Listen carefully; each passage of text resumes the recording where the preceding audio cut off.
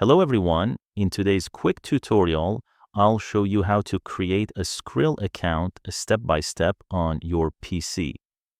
Let's get started. First, open your browser and go to skrill.com. Click on Sign Up Now to create a new account. Select your country and your preferred currency. Then click Next. Enter your email address and create a password. Then click Next.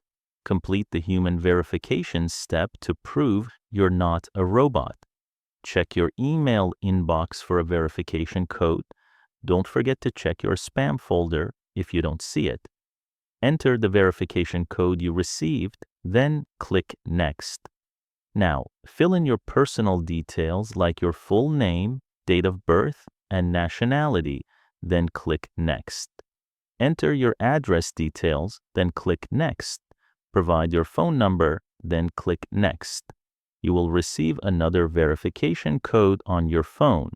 Enter it and click Next. Your Skrill account is now created and ready to use.